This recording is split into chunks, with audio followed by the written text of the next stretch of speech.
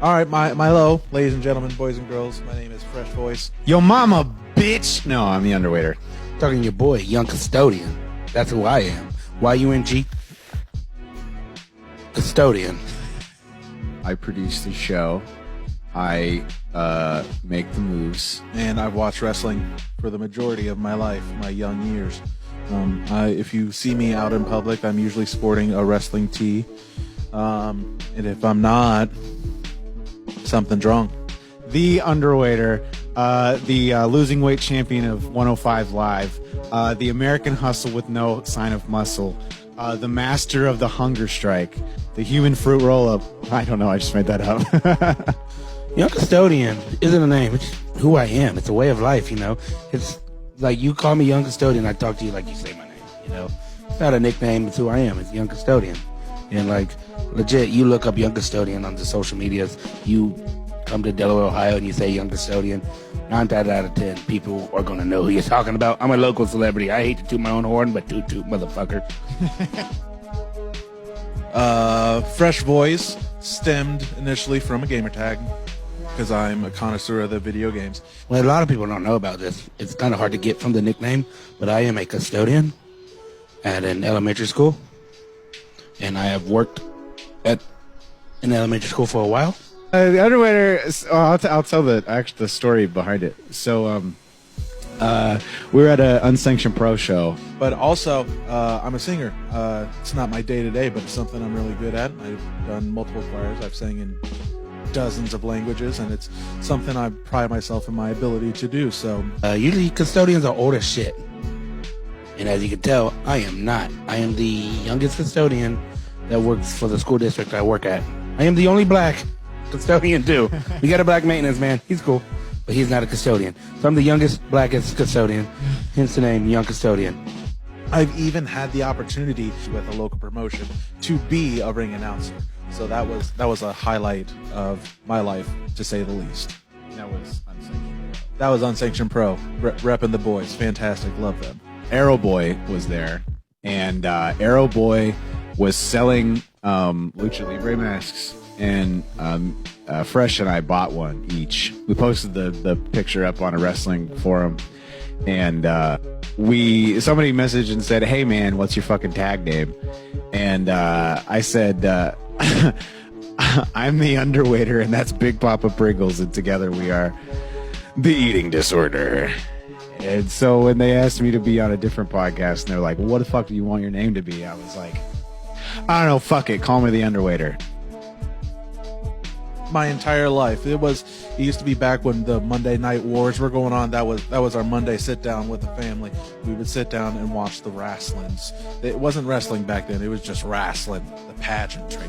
Oh, you believed it. Forever. Kid, 3, 4. Yeah, since I was about a youngin'. Since I was a young warthog. Watch that shit. I've been off and on. I've been watching pro wrestling since as long as I can remember. I off and on, but it's like I legit have family members who have died pro wrestling. Yeah. So let me tell you the story. I stopped for a little bit, like in high school. Not because it wasn't cool anymore, just because why the fuck do I want to watch Alberto Del Rio? You know, like it got uncool for me.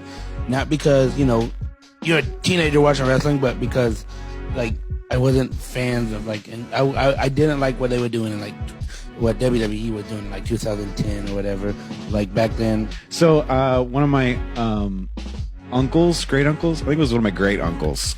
In downtown Delaware, there's a McDonald's on the main drag, Sandusky Street, and at that McDonald's there used to be a wrestling ring that they would bring out on occasion.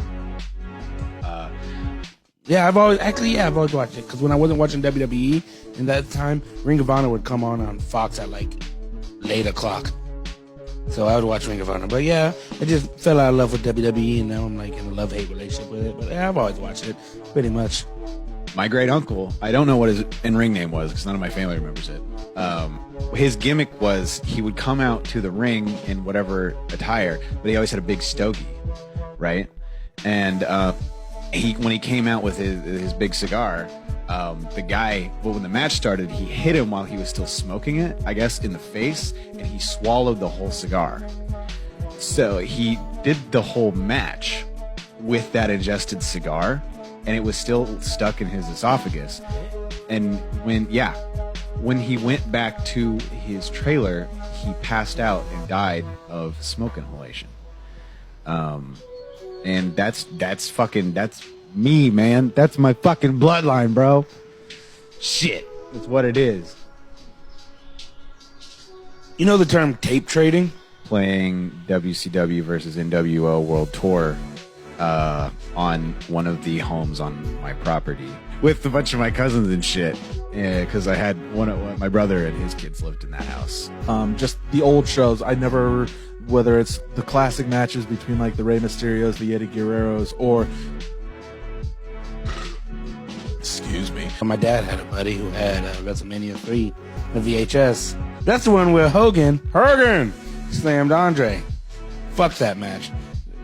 That's the first wrestling thing I watched. I was young, but the match that got me was watching Macho Man Randy Savage versus Ricky the Dragon Steamboat, and just the allure that Macho Man Randy Savage had on him just walking to the ring. So I remember seeing this, being a young custodian before I was even a custodian. I was just young, watching this man walk out with sequins and robes and streamers, and it was great.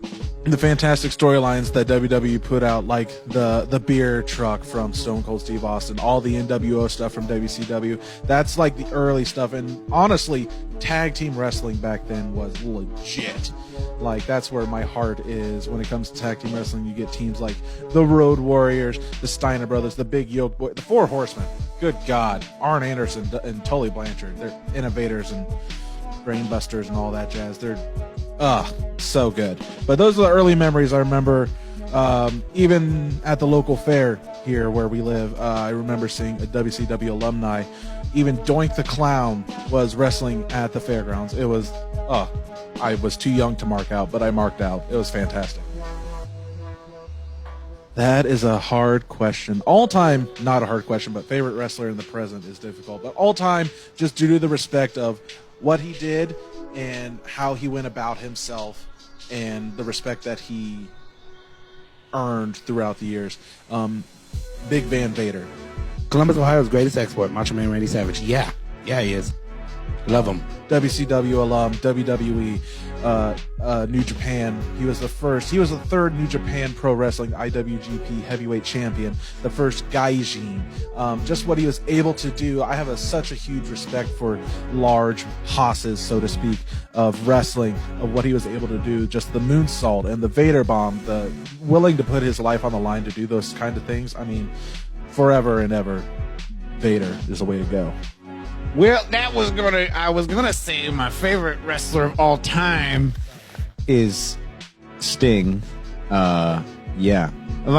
So when I was two or three or four, I don't remember. It was like, this is like one of my oldest memories. I went to a WCW house show. My current favorite wrestler would have to be Adam Cole. Baby. Or AJ Styles. Nick Gage.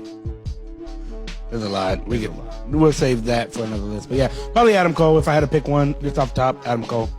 Baby. R.I.P. Walter, yeah, he megaton, dominating force. Either their presentation or their character. Tetsuya Naito's up there for me. Hiromu Takahashi, Will Ospreay, Pac. You could throw out a dozen names and I couldn't even stop talking about them. The only reason I remember any of the matches on that card, because I was so young, the match was Sting versus Sandman. I had on a Sting t-shirt. I had a Sting rally flag. We got ringside seats. I was hanging over the front row, like waving my flag and junk. And eventually they start fighting outside the ring and Sting takes notice. So Sting puts Sandman in a headlock and drags him over in front of me. My first inclination is I have to help Sting kick this guy's ass. So little 2, 3, 4-year-old me starts unloading on fucking Sandman, and my family had to pull me off of him. And Sting just continues the match like nothing. They don't have any photos of me beating on Sandman, but man, that I'll never forget that shit. I'm wrestling blood, man. I've been to a couple live shows here and there. I've been to, let's see, Fastlane, the show before WrestleMania. I did that 2018. I've been to a Raw. The Shield walked right by my wife, and she marked out for that. She loved Roman Reigns. I've been to NXTs, been to Ring of Honors, and I've done local shows. My first show ever was 2015 Money in the Bank. It was the first pay-per-view after Dusty Rhodes has died. And if you know me, I'm a crier. And they did the in remembrance video for Dusty Rhodes. Thank you, Dusty Chance. I was fucking, oh man, my eyes was sweating. So I've been to, with WWE, I've been to Fastlane, Money in the Bank, WrestleMania. I've never been to like a SmackDown or Raw. Then I've been to Ring of Honor. I was at a Ring of Honor New Japan split show. Got to see Minoru Suzuki live, which is great. I've been to 3 GCW Game Changer Wrestling. I've been to 1 H2O Hardcore Hustle organization. I've never been to any pay-per-views. I have been to 1 WWE live show. I've been to no Ring of Honor. I've been to Unsanctioned Pro, all but the first show. Mostly Unsanctioned Pro is all the local shows that I've done. I've not really ventured out to other companies and things of that nature, but that is definitely a wish list and a goal of mine in the year of 2020, which we are here now, to venture out and try new things. I have been to every single Unsanctioned Pro event ever, the first one, till the one coming up here next Sunday, January 9th. Today, I forgot. This is a pre-record. Been to New Ohio Wrestling. I've been to Midget Wrestling. SmackDown vs. Raw 2007, because that's the one where you could like basically just go on and have a career forever. And I'll never forgive some motherfucker whose first name is Jacob, last name is not Queen, is a different Jacob, to come over to my house and wanted to play my fucking SmackDown vs. Raw and lost me the title that I had for like a year and a half of television time in game, and it was a bunch of bullshit, and I was so mad at him. Kicked his ass out afterward. Nintendo 64, I'm either going WCW versus NWO or No Mercy. Both are prevalent in what was in the rise of my love for wrestling, and that's what stands out. Like, I had all the years of playing WWE, Raw versus SmackDown, 2Ks, all that sort of jazz, but the fondest memories are playing those older games where I had the wrestlers that I grew up watching being to play those characters. So yeah, those are probably the ones that stand out most. Got 2 or 3. Okay. WCW, NWO, Revenge, not World Tour, even though World Tour is great. Catch Me as Hannibal. Great. Nintendo 64. WWF, No Mercy. Nintendo 64. Yeah, 4. Yeah, 4 ones. Is that cool? I can do 4. Yeah. SmackDown vs. Raw 2008, because I had my boy Terry Funk and Sabu in that shit. So good. And then PlayStation 2, SmackDown, Here Comes the Pain. Day of Reckoning on GameCube. Does Urban Reign count? Does it count? Because it's basically top-down Def Jam.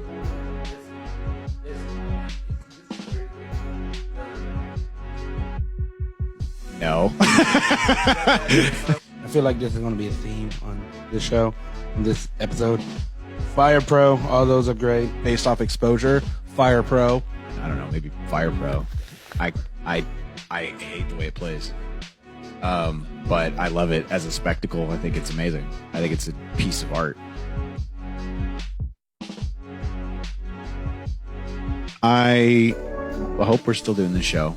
Because I don't think it'll end with creative differences if it ends. I think it'll probably be somebody dies or moves. See, me, hopefully still being a part of this piece of shit project we're doing. Like, holy fuck, we're fucking upstairs at a bar. Like, fuck us. No, I'm just kidding. Unless I die, like, I'll be the first one to die of this show. I'm gonna be honest. I eat fucking gross and I drink a lot. So unless I die, this show's gonna continue on forever. It has always been a dream of mine, of some degree, to be involved in professional wrestling, whether it's being a performer, being an actual wrestler. Going to school takes so much time. In 5 years, I don't know what's going to happen in 5 years. It's a lot. I've had a whirlwind of life in my past year, let alone to know what's going to happen in my 5 years. But I will definitely be a fan. I will definitely always voice my opinions about wrestling, and I will probably get hate for it, but that's the wrestling community nowadays, so who cares? I'll move on, just like the rest of the wrestling community. But no, I will always be a fan of wrestling, no matter what medium I can get it, whether it's being a fan at live, televised, or helping out at a local promotion. I'm all for it. I would like to at least wrestle one match. I would like to train. I would like to learn, because, like, as a kid, even if your family wasn't into wrestling, when you're skimming through the TV and that came on, who didn't see that and be like, fuck, that looks fun, I want to do that. I've always said, man, people who shit on wrestling, hey, man, you don't get to wear cool costumes and jump off ladders at your fucking job, so shut the fuck up.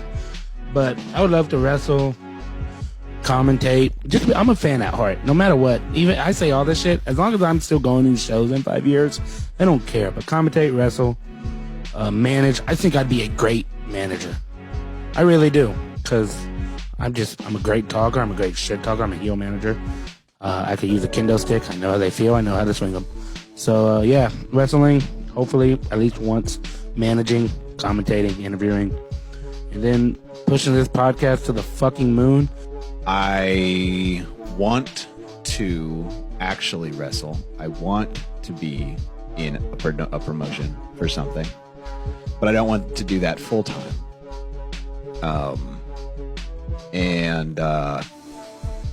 I couldn't really see myself ever doing commentary. I could see, like, post-match interviews and stuff. May put me in Charlie's position. My dream match is against Marco Stunt.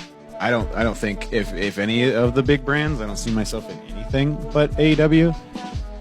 Unless I put myself into, like, a super gimmick role. Maybe GCW. I could fucking fight Tony Devon or something.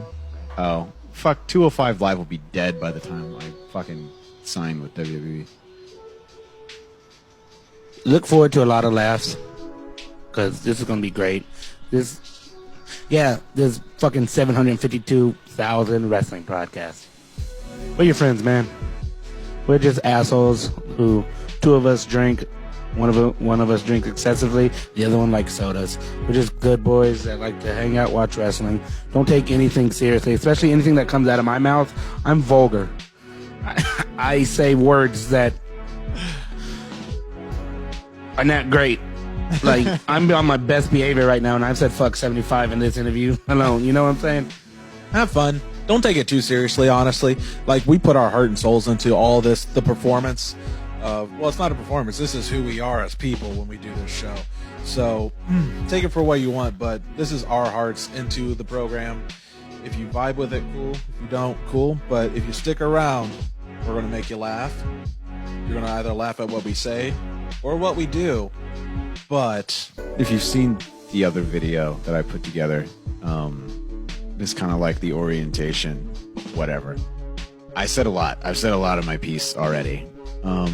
But again, this show has been a lot of work, and there have been struggles all the way, and there's going to be struggles in the future. But I hope that, for Ballers on a budget, I hope we really give you the entertainment value you would see, like, over anywhere else.